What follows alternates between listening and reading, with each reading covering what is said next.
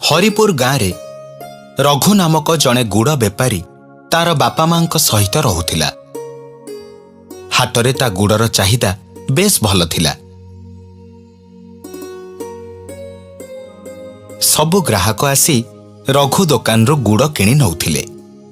से सबुदिन गुड़ बेपार करी जहा रोजगार करि आणुथिला सेथिरे तार परिवार आराम रे चली जाउथिला। किंतु तार ए खुशी बेसी दिन रहिला नाही। दिनकु दिन तार गुड़ बेपार मांदा ही गला।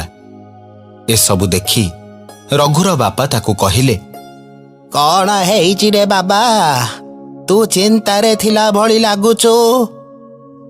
कौन आउ कहिबी बापा, बेपार दिनकु दिन ठप हे गलानी। केमिति चलिबा कौन करिबा मते किछि भी बुद्धि देखा जाउनी। कूअरु पानी भी सुखी गलानी। लोको डाकी नुआ कूअटीए खोली देले हुअंतानी। पाखरे तो पैसा नहीं, कूओ केमिति खोला हबो मा? अरे तू परा तोर से सांग शंकर को 500 टंका उधार देइथिलु। एते दिन हेलानी से टंका फेरेइलानी। तू जाई आजी ताठारु टंकाटा आणे। अरे सत कथा तो, मु तो ता कथा पूरा पूरी भूली जाइथिली। मु आज जाई ताकु सेई टंका मागिबी। एतिकी कही रघु उठी चली गला। आउ शंकर घरे पहुंचिला। शंकर, ए शंकर, अरे घरे अछु ना नाई?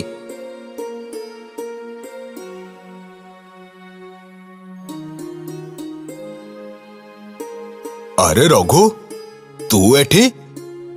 हाँ, कथा कौन कि शंकर, मु तते जो 500 टंका देइथिली सेईटा तू जदि मते फेरेई दियंतु तेबे बहुत भल हुअंता। आजिकाली बेपार पूरा मांदा चलीची, चलिबा मध्य बड़ कष्टकर हेई गलानी। हाँ हाँ, मोर मने अछि, हेले एबे मोर भी परिस्थिति भल नाही रे। सेई टंका मु तते देई परिबिनी एबे। हेले शंकर, तोर व्यवसाय तो बहुत भल चलीची। देख रघु, समस्ते मो व्यवसाय को बाहरु देखि भाबुथिबे जे मु बहुत भलरे अछि, किंतु मो पाखरे काणी कौड़ीटिए भी नाही। मो परिस्थिति कौन से कथा केवल मु ही जानिची। हौ ठीक अछि, जाए देखे आउ कोठी चेष्टा करे।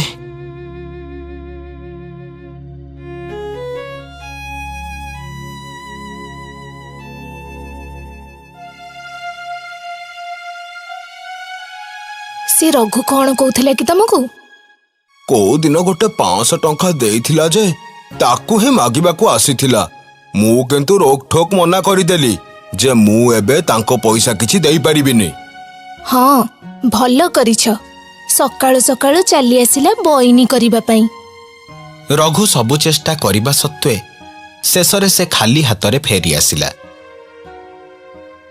घरे पहुंची से ता माँ को डाकी कहिला, माँ, ए माँ, माँ, मो पाई टिके पानी नहीं आइलु। घरे टोपे पानी नहीं, पानी कोठू आनिबी? पैसा तो कोठू जोगाड़ भी हेई परिलानी। बाहरु केही कूओ खोलिबाकू आसीथिले टंका नहीं थांते।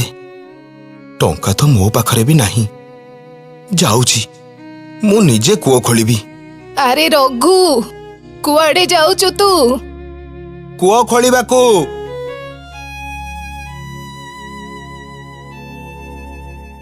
एतिकी कही रघु गोटिए दौड़ी साहाଯ୍ୟରେ कूओ भितरे पशिला और कूओ खोलिबा आरंभ कला।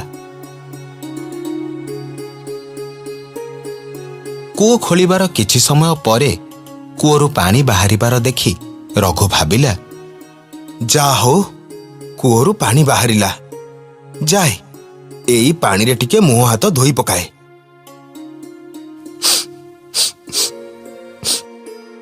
अरे ए पानी एमिति भासुची काईकी? अरे एगुड़ा तो तेल, पानी नुह। रघु संगे संगे कूओरु बाहरी ता माता पितांकु ए विषय जणैला। एसबु कथा सुनी रघुर माँ कहिले, अरे कूअरु पानी न बाहरी तेल बाहरिलानी। एबे आमे कौन करिबा? आलो माँ, सेईटा एमिति सेमिति तेल नुह, ଏମିତି ସେମିତି ତେଲ ନୁହଁ ମାନେ ଆଜିକାଲି ଗାଡ଼ି ମଟରରେ ଯୋଉ ତେଲ ପଡୁଛି ସେଇ ତେଲ। ଆମ କୂଅରୁ ପେଟ୍ରୋଲ ବାହାରୁଛି। ସତରେ ନା କଣ? ହଁ ମା, ମୁଁ ସତ କହୁଛି। ଏବେ ଏଇ ତେଲକୁ ମୁଁ ବିକ୍ରି କରିବି, ଆଉ ସେଥିରୁ ମତେ ଭଲ ପଇସା ବି ମିଳିବ। ଆମର ଆଉ କିଛି ବି ଅସୁବିଧା ରହିବନି। ରଘୁ ସବୁଦିନ ରାତିରେ ସେଇ କୂଅରୁ ତେଲ ବାହାର କରେ, ଆଉ ତାକୁ ଦିନବେଳା ନିଜ ଘର ବାହାରେ ବସି ବିକ୍ରି କରେ। ଏଭଳି କିଛି ଦିନ ଗଲା। ରଘୁ ପାଖରେ ଆଉ ଟଙ୍କାର କୌଣସି ଅଭାବ ରହିଲା ନାହିଁ। ଦିନେ ଶଙ୍କର ରଘୁର ଘର ବାଟ ଦେଇ ଯାଉଥିବା ବେଳେ ରଘୁକୁ ତେଲ ବିକ୍ରି କରୁଥିବାର ଦେଖି ପଚାରିଲା, କଣ ସାଙ୍ଗ, ସବୁ ଭଲ ତ? ଆରେ ତୁ କେବେଠୁ ତେଲ ବ୍ୟବସାୟ କରୁଛୁ? ଏଇ କିଛି ଦିନ ହେଲା ଆରମ୍ଭ କରିଛି। 4 ଦିନ ତଳେ ଆସି ମତେ ଟଙ୍କା ମାଗୁଥିବା ପିଲା ଆଜି ତେଲ ବ୍ୟବସାୟ କରୁଛି। ନା, ମତେ କାହିଁ କିଛି ଠିକ ଲାଗୁନି। ଆଚ୍ଛା, ତୁ ଏ ତେଲ କୋଉଠୁ ଆଣୁଛୁ? ଏଇ ତେଲ ଏଇ ତେଲ ତ ମୁଁ ସହରକୁ ଯାଇ ଆଣୁଛି। ସହରରୁ କୋଉଠୁ ଯାଇ ଆଣୁଛୁ ସେଇଟା କହୁନୁ। ସେ ଜାଗା ନା ଜାଣିନି ମୁଁ। ଦେଖ ରଘୁ, ମୁଁ ଭଲ ଭାବେ ଜାଣିଛି ଯେ ତୁ ମତେ ମିଛ କହୁଛୁ। ତୁ ଯଦି ମତେ ସତ କଥାଟା ନ କହିବୁ ତେବେ ମୁଁ ତୋ ନାଁରେ ନିଶାପ ଡାକିବି, ଆଉ ପଞ୍ଚାୟତ ଆଗରେ ତ ତୁ ମିଛ କହିପାରିବୁନି। ଯା ଯା, ମୁଁ ତତେ ସତ କହୁଛି। ତୋର ଇଚ୍ଛା ହେଲେ ତୁ ବିଶ୍ୱାସ କର, ନହେଲେ ନାହିଁ। ରଘୁ ସିନା ମୁହଁ ଫୁଟାଣି ଦେଖେଇ ତାକୁ କହିଦେଲା, ହେଲେ ତା ମନରେ ଭୟ ରହିଲା। ତା ମୁଣ୍ଡକୁ ଗୋଟିଏ ବୁଦ୍ଧି ଜୁଟିଲା। ରାତି ଭିତରେ ସେ ସେଇ କୂଅରୁ ସବୁ ତେଲ ବାହାର କରି ନିଜ ବାପା ମାଙ୍କୁ ନେଇ ଗାଁରେ ଛାଡ଼ି ସହରକୁ ଚାଲିଗଲା। ତା ପରଦିନ ସକାଳୁ ଶଙ୍କର ରଘୁ ଘରକୁ ଆସି ଦେଖିଲା ଯେ ରଘୁ ଘରେ ତାଲା ପଡ଼ିଛି। ଏସବୁ ଦେଖି ଶଙ୍କର କହିଲା, ମୋ ସନ୍ଦେହ ଠିକ ଥିଲା। ରଘୁ କିଛି ନା କିଛି ଗଡ଼ବଡ଼ ନିଶ୍ଚୟ କରୁଥିଲା। ହେଲେ ସେଇଟା କଣ? ଆରେ, ଏଠି ଏମିତି ତେଲ ବାସ୍ନା କୋଉଠୁ ଆସୁଛି? ଏଇ କୂଅରୁ ଆସୁଛି ନା କଣ? ଆରେ, ଏଇ ଦଉଡ଼ି କୂଅ ଭିତରକୁ ଯାଇଛି କାହିଁକି? କୂଅ ଭିତରକୁ ଯାଇ ଦେଖେ। ଶଙ୍କର ସେଇ ଦଉଡ଼ି ସାହାଯ୍ୟରେ କୂଅ ଭିତରକୁ ଯାଇ ଜାଣିପାରିଲା ଯେ ରଘୁ ସେଇ କୂଅରୁ ତେଲ ବାହାର କରି ବ୍ୟବସାୟ କରୁଥିଲା। ତେଲ ବାହାର କରି ବ୍ୟବସାୟ କରିବାର ଲୋଭରେ ପଡ଼ି ସେ ବି କୂଅ ଖୋଳିବାକୁ ଲାଗିଲା। କିନ୍ତୁ ଦୈବାଦ କୂଅକୁ ଅଧିକ ସମୟ ଖୋଳିବାରୁ କୂଅ ଭୁଷୁଡ଼ି ପଡ଼ିଲା ଓ ସେଥିରେ ଶଙ୍କରର ମୃତ୍ୟୁ ହେଲା।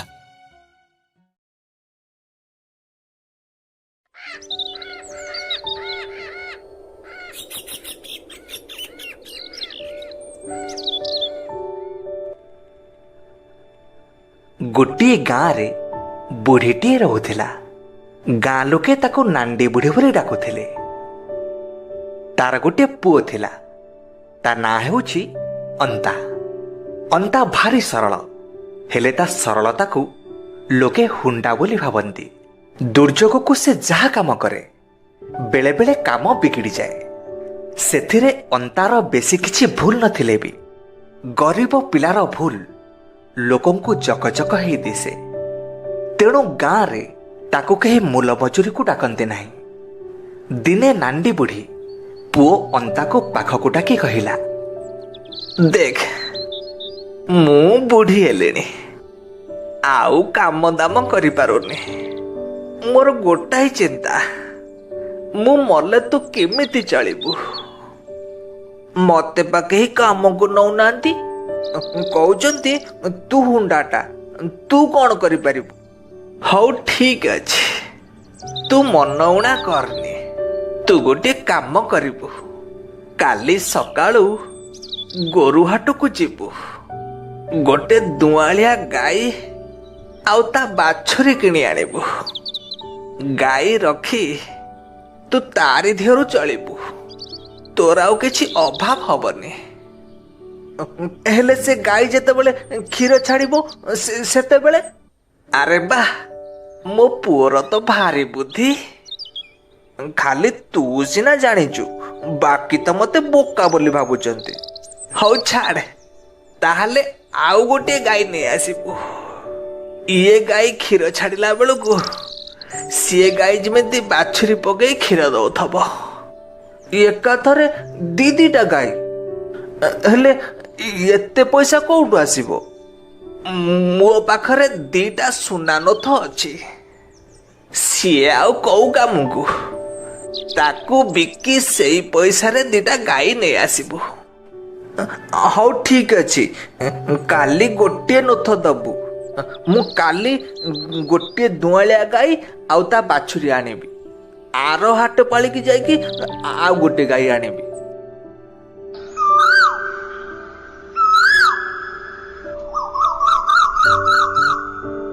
ପରଦିନ ସକାଳ ଅନ୍ତା ହାଟକୁ ଚାଲିଲା।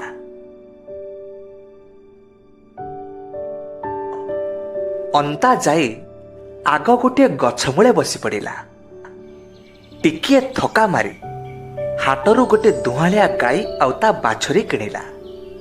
ସେଦିନ ପ୍ରଚୁର ଖରା, ତେଣୁ ସେ ସେହି ଗଛ ମୂଳେ ଗାଈ ବାଛୁରୀକୁ ବାନ୍ଧି ସେଇଠି ଆଉ ଟିକେ ଥକା ମାରିଲା।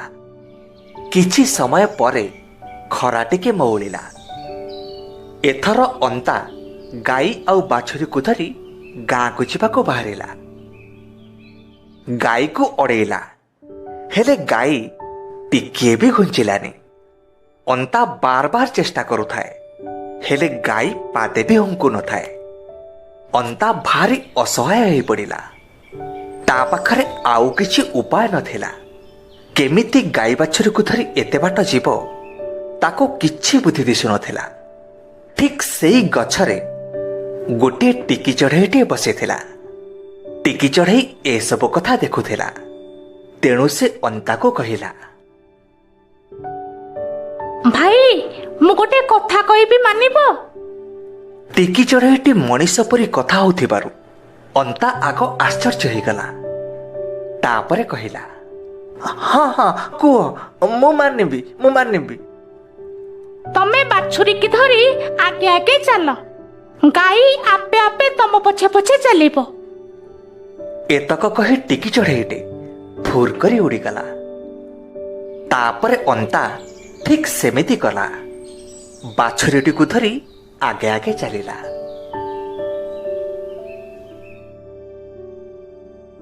ଆରେ ସତେ ତ, ଗାଈ ଛାଙ୍କୁ ଛାଁ ମୋ ପଛେ ପଛେ ଆସୁଛି। ଆଉ ଅନ୍ତାକୁ କିଛି କଷ୍ଟ କରିବାକୁ ପଡ଼ିଲାନି। ସେ ମନେ ମନେ ଭାବିଲା, ସମସ୍ୟା ଆଉ ତାର ସମାଧାନ ବାସ୍ ଆଗ ପଛର ଫରକ। ଟିକି ଚଢ଼େଇର ଏ କଥା ଅନ୍ତା ମନକୁ ଭାରି ପାଇଲା। ଏଥର ସେ ସୁରୁଖୁରୁରେ ଗାଁରେ ପହଞ୍ଚିଲା। ସେଦିନ ସେ ଗାଈର ଖୁବ୍ ସେବା ଯତ୍ନ କଲା, ଆଉ ଗାଈକୁ ଘାସ ଖାଇବାକୁ ଦେଲା। ପର ହାଟପାଳି ସକାଳ ଅନ୍ତା ସେଦିନ ଆଉ ଗୋଟେ ଗାଈ ଆଣିବାକୁ ପୁଣି ହାଟକୁ ବାହାରି ପଡ଼ିଲା। ଗୋରୁ ହାଟରେ ବୁଲି ବୁଲି ଗୋଟିଏ ଭଲ ହୃଷ୍ଟପୃଷ୍ଟ ଗାଈଟେ କିଣିଲା। ସେଦିନ ଆଉ ସେ ଥକା ମାରିଲାନି। ସିଧା ଗାଈକୁ ଧରି ଘର ମୁହାଁ ହେଲା। ହେଲେ ଗାଈ ଠିକ୍ ସେଇ ଗଛ ପାଖରେ ପହଞ୍ଚିଛି, ଆଉ ଆଗକୁ ଗଲାନି। ଅନ୍ତା ଗଛକୁ ଚାହିଁଲା, କାଳେ ସେଦିନ ପରି ଆଜି ଟିକି ଚଢ଼େଇଟେ କିଛି ଉପାୟ ବତେଇଦବ। ହେଲେ ସେଦିନ ଟିକି ଚଢ଼େଇ ଗଛରେ ନଥିଲା। ସେଦିନ ଗଛ କହିଲା, ବାବୁରେ, ସବୁବେଳେ ଏମିତି ପର ଉପରେ ନିର୍ଭର କଲେ କେମିତି ହବ? ସମସ୍ୟା ତମର, ସମାଧାନ ବି ତମ ପାଖରେ ଅଛି। ବାସ୍ ମନ ଦେଇ ଖୋଜ, ବାଟ ପାଇଯିବ। ସେଦିନ ଆଉ ତମେ ସେ ଟିକି ଚଢ଼େଇ ଠାରୁ କ'ଣ ଶିଖିଲ? ଅନ୍ତା ଗଛର କଥା ଶୁଣି ଆଜି ବି ଆଶ୍ଚର୍ଯ୍ୟ ହେଲା। ହେଲେ ଆଜି କଥାଟିଏ ଶିଖିଲା। ତେଣୁ ଅନ୍ତା ଗାଈକୁ କେମିତି ଘରକୁ ନେବ, ସେ କଥା ଅତି ଗଭୀରତାର ସହ ଚିନ୍ତା କଲା। କିଛି ସମୟ ଭାବନାରେ ଛନ୍ଦି ହେଲା, ଗୁରେଇ ତୁରେଇ ହେଲା। ଶେଷରେ ଗୋଟିଏ ଉପାୟଟେ ପାଇଲା। ସେ ଗାଈ ବେକରୁ ପଘା କାଢ଼ି ତା ସିଂଘରେ ବାନ୍ଧିଦେଲା। ପଘାର ଆରପଟ ମୁଣ୍ଡକୁ ନିଜେ ଧରିଲା ଓ ଠିକ୍ ପଘା ମଝିରେ ଛନଛନିଆ କଅଁଳିଆ ଘାସ ବିଡ଼ାଏ ବାନ୍ଧିଦେଲା। ଏଥର ଗାଈ ଘାସ ଖାଇବା ପାଇଁ ଆଗକୁ ଚାଲିଲା। ହେଲେ ଗାଈ ଯେତେ ଆଗକୁ ଯାଉଥାଏ ଅନ୍ତା ପଘାକୁ ଭିଡ଼ି ଆଗକୁ ଚାଲୁଥାଏ। ତେଣୁ ଗାଈ ମୁହଁ ଆଉ ଘାସ ପାଖକୁ ପାଉନଥାଏ। ଏମିତି ଘାସ ଲୋଭରେ ଗାଈ ଯାଇ ଘରେ ପହଞ୍ଚିଗଲା। ସେଇଦିନଠୁ ଅନ୍ତା ଖୁସିରେ ଗୋପାଳନ କରି ତା ଜୀବନ ବିତେଇଲା।